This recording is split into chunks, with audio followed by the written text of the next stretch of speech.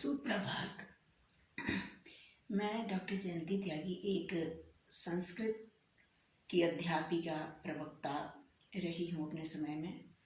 अभी मैं सेवानिवृत्त हूँ, परंतु जो छात्रों से जुड़ने का जो आनंद था उसको मैं बहुत मिस कर रही थी।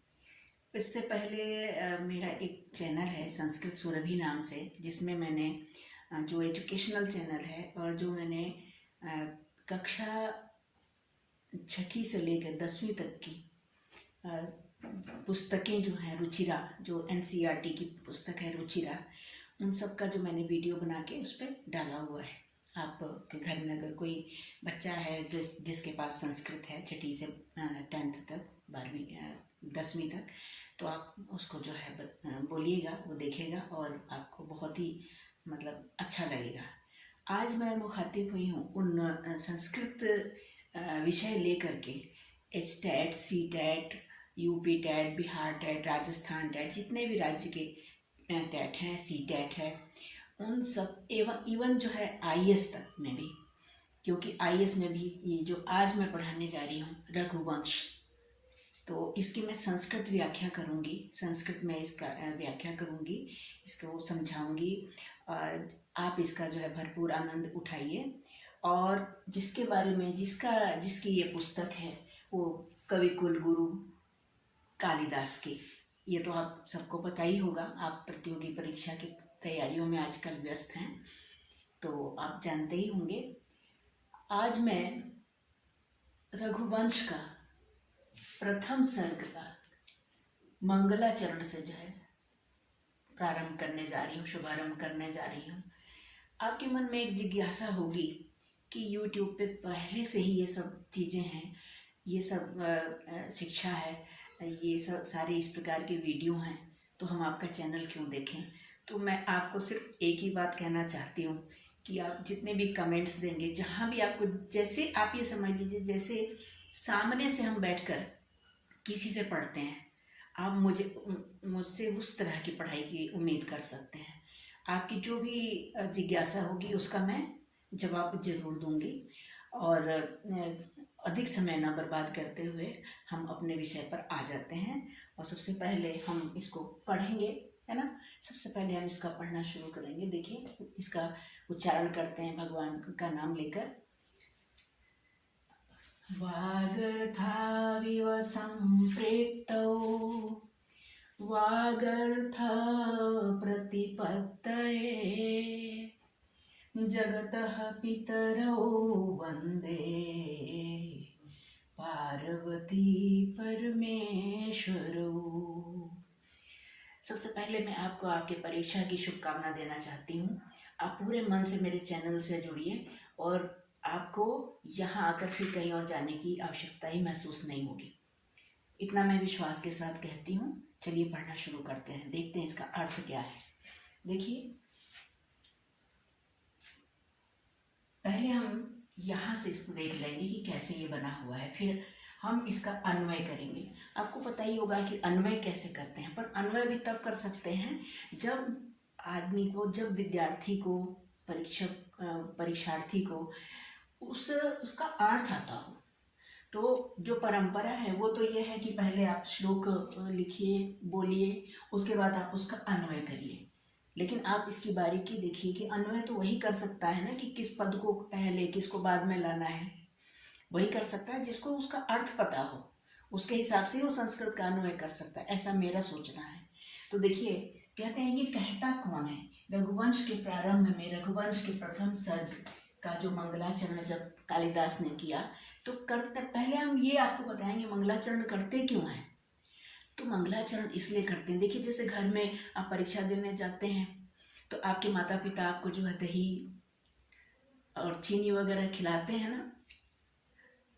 तो उसी प्रकार से जब कोई कवि, जब कोई लेखक, है ना, जब कोई रचनाकार अपने ग्रंथ की जब रचना प्रारंभ करता है तो हम लोग आस्तिक हैं, हम सनातनी हैं। मैं यहाँ कोई धर्म का प्रचार तो नहीं करने आ रही हूँ, पर जो हमारी आस्था, जो हमारे संस्कारों में है, मैं उसकी बात कर रही हूँ। तो हम सबसे पहले जो है अपने जिन्होंने हमें बनाया उस भगवान का हम शुक्रिया अदा करते हैं और हम उसको स्मरण करते हैं।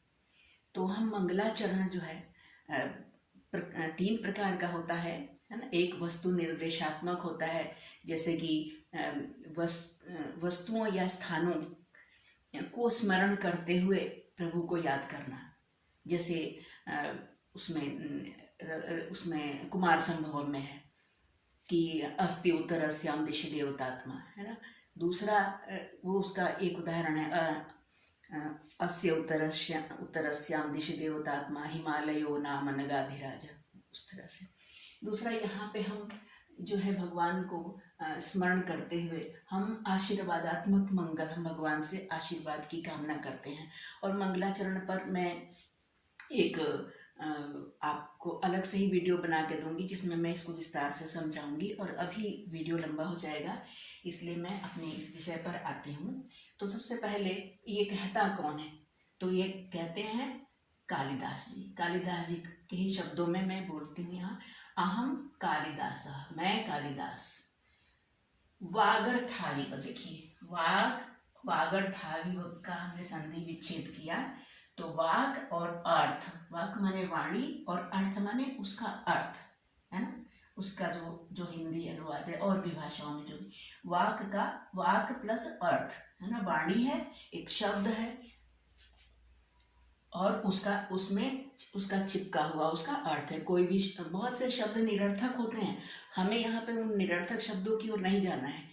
कोई भी, जैसे एक सिजोफ्रेनिया का जो मरीज है वो कुछ भी ऊटपटांग शब्द बना सकता है, तो उसका कोई अर्थ नहीं होता है। अब आप कहेंगे कि अभी मैंने कहा कि जो कोई वाणी होती है तो उसका अर्थ, वो कोई शब्द होता है तो उसका अर्थ भी होता है, लेकिन बहुत से निरर्थक शब्द होते हैं।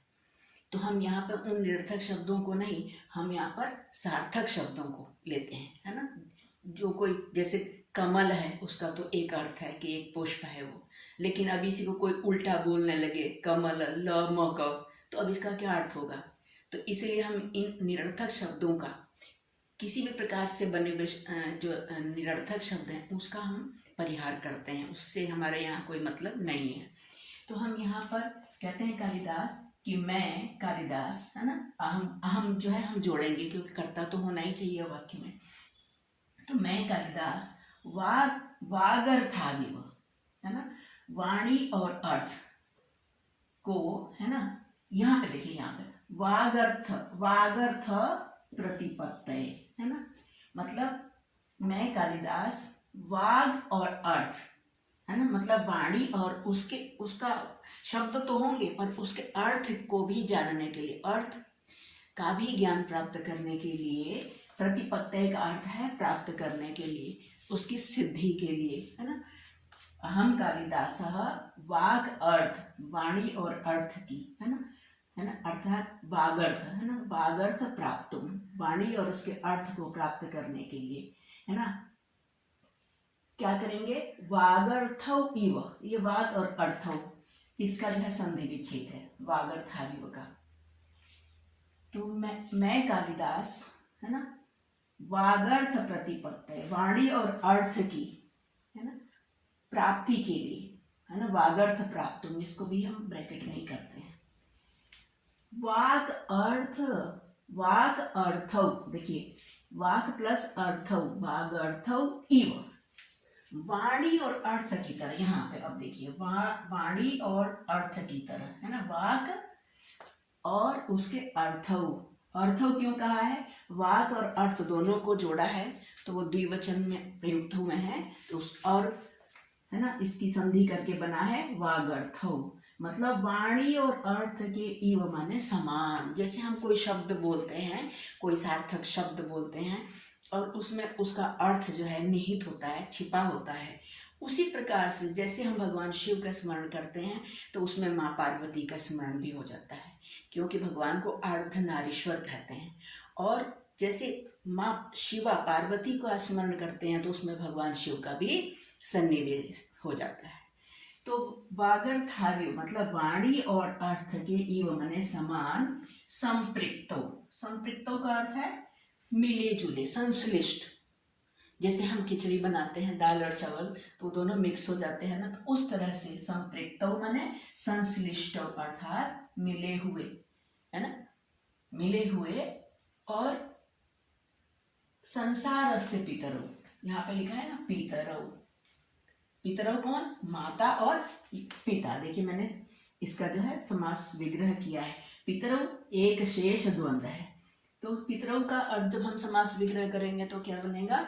माता च पिता च, और एक पद जो है शेष बचता है। इन दोनों में से किसी, है ना, माता मातरौ भी कह सकते हैं, लेकिन यहाँ परंपरा से पितरौ। तो माता और पिता में से कोई भी एक पद ही द्विवचन में आ जाता है ना, और एक पद बन जाता है ना। तो ये है समास पितरौ, है ना। माता च पिता च विभक्ति का लोप करके और एक पद बना दिया पितरौ। तो मैं कालिदास वागर्थ मतलब वाणी और अर्थ को प्राप्त करने के लिए, है ना, वागर्थौ इव, वाक अर्थ वागर्थौ इव, माने वाणी और अर्थ के समान क्या? संपृक्तौ, मिले हुए। इसी की जो है एक और शब्द बनाया है संश्लिष्टौ। संश्लिष्टौ, यहाँ पे ल छूटा हुआ है, संश्लिष्टौ, वाणी और अर्थ के समान मिले हुए। संसारस्य पितरौ, संसार के जो माता और पिता हैं, संसार के जो माता और पिता हैं, है ना। माता च पिता च एक शेष द्वंद्व, मतलब माता और पिता को हम कहेंगे पितरौ। संसारस्य पितरौ, संसार के माता पिता।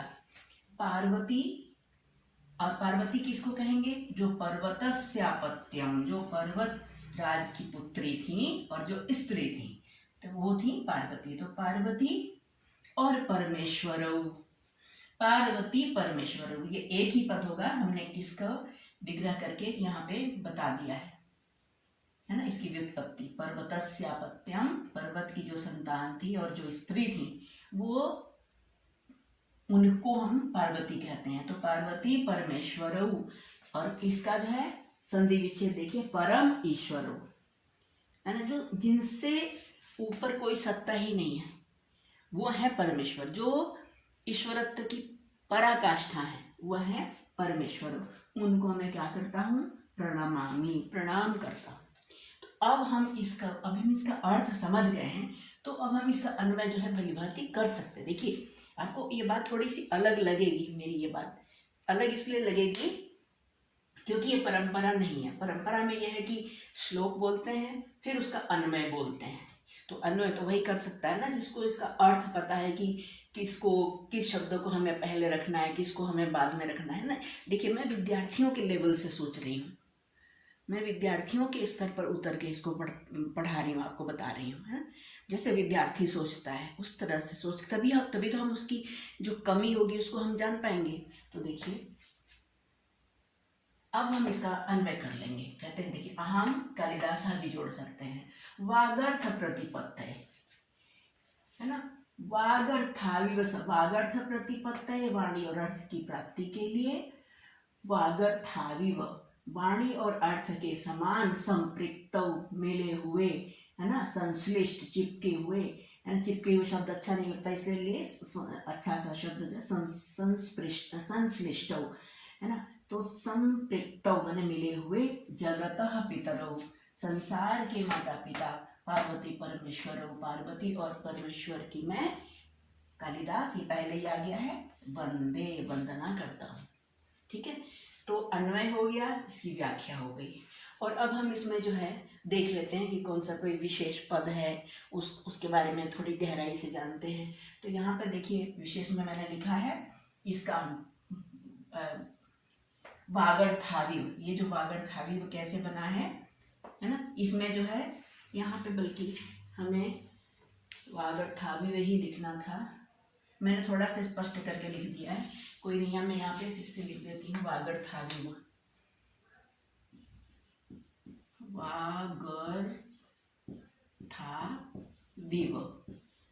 वागर्थौ इव, है ना, इसको हम ब्रैकेट में कर। तो यहाँ पे जो इव आया है मतलब वाणी और अर्थ के समान, ये जो इव आया है इससे समझना चाहिए कि यहाँ पे उपमा अलंकार है, जिसके लिए कालिदास जब विशेष रूप से जाने जाते हैं, है ना। उनके बारे में कहते हैं उपमा कालिदासस्य। कितनी प्रसिद्ध सूक्ति है उनकी जैसी सुंदर उपमाएं जो है किसी किसी कवि की इतनी सुंदर नहीं है, इतनी सुंदर उपमा जो है नहीं है। इसीलिए संसार जो है इनके सामने नतमस्तक है, इसीलिए इनकी विद्वता के आगे नतमस्तक है। और रीति कैसी है, मतलब रीति का अर्थ होता है शैली, तो उनकी रीति है वैदर्भी, मतलब इसमें सुकोमल शब्दों का प्रयोग होता है, जो कोमल, जो कठिन शब्द नहीं। जैसे कई बार आप जैसे रावण की आप रावण संहिता देख लीजिए, जिसमें जटाटवी गलत जल प्रवाह पावी तस्थले, है ना, और उसमें डमट डमट डमट डमट डमट डमट, हालांकि मतलब वो सही प्रयुक्त किया है, परंतु वो उसको हम वैदर्भी रीति नहीं कह सकते, है ना। तो यहाँ पे ये कवि जो हैं बिल्कुल सुकोमल पदावली, सुकोमल पदावली मतलब सुंदर सुंदर कोमल से जो शब्दों का जो प्रयोग करने में माहिर हैं वो हैं कालिदास। तो और उनकी रीति को कहते हैं वैदर्भी रीति। और छंद है इसमें अनुष्टुप छंद है। अनुष्टुप छंद में क्या होता है, देखो 8-8 है ना, 8-8 के बाद एक पंक्ति में 8 शब्द आते हैं। यहाँ तो हमने ऐसे लिखा है, आप इसको अगर ऐसे लिखें यहाँ तक, है ना, फिर उसको फिर यहाँ तक, तो आप गिनेंगे तो इसमें 8 ही वर्ण होंगे। 8 वर्ण हैं, इसी वजह प्रत्येक पद में 8 वर्ण हैं, इसलिए ये 8 वर्णों को वाला समवृत्त, समान वर्णों वाला जो है अनुष्टुप छंद है। तो ये भी ध्यान रखना है आपको। इसके बाद हमने यहाँ पे जो है देखिए सीधा सीधा अनुवाद कर दिया है, शब्द और अर्थ की सिद्धि के लिए, है ना, और ब्रैकेट में विशेषज्ञता के लिए, विशेषज्ञता प्राप्त करने के लिए वाणी और अर्थ की तरह संश्लिष्ट। जिस तरह हम जब कोई शब्द बोलते हैं तो उसमें उसका अर्थ निहित ही होता है, उसमें उसका अर्थ होता ही है, और ये ध्यान रखना है कि सार्थक शब्द, है ना। तो सॉरी, शब्द और अर्थ की सिद्धि के लिए विशेषज्ञ अर्थात विशेषज्ञता प्राप्त करने के लिए वाणी और अर्थ की तरह संश्लिष्ट, संसार के माता पिता अर्थात पालनहार समझने के लिए मैंने लिख दिया है, क्योंकि माता पिता का काम ही पालना है बच्चे को, है ना। तो ऐसे संसार के माता पिता पार्वती और परमेश्वर अर्थात आदिदेव, परम ईश्वर आदिदेव, इनसे बड़ा कोई देवता नहीं, ऐसे आदिदेव महादेव की मैं वंदना करता हूँ। उम्मीद है कि आपको आज का पाठ समझ में आया होगा। अगर आपको मेरी पढ़ाई जो है समझ में आई है तो आप आगे खुद ही समझदार हैं क्या करना है। अगर आपको मुझसे आगे और इस तरह की, और बल्कि इससे आगे, क्योंकि ये तो मेरा पहला वीडियो है, तो जो भी थोड़ी भी हेजिटेशन, क्योंकि मैं बहुत दिनों बाद आई हूँ, बहुत दिनों बाद ये वीडियो बना रही हूँ, लगभग 1-1.5 साल बाद, तो जो भी आपको थोड़ी कमियां लगी होंगी, लेकिन आगे जो है इसका परिष्कार होता रहेगा, जो कि नेचुरल ही है। तो आपका दिन शुभ हो। बहुत बहुत धन्यवाद आपका। देखते रहिए, जुड़े रहिए मेरे चैनल से। और आपको मैं अपनी पूरी, मैंने यूजी से नेट क्लियर किया हुआ है, डॉक्टरेट है मेरे पास बहुत पहले से, और जो भी योग्यता मैक्सिमम होती है वो है मेरे पास। और बस क्योंकि अनभ्यासे विषम शास्त्रम, और अभ्यास ना करो तो शास्त्र जो है भी बहुत कठिन महसूस होता है ना। तो आगे आगे आपको इससे अच्छा ही जानने सुनने को मिलेगा मुझसे, तो इसलिए जुड़े रहिए मेरे चैनल से, अगर आपको मेरी पढ़ाई अच्छी लगी है तो। ठीक है, आपका दिन शुभ हो। धन्यवाद।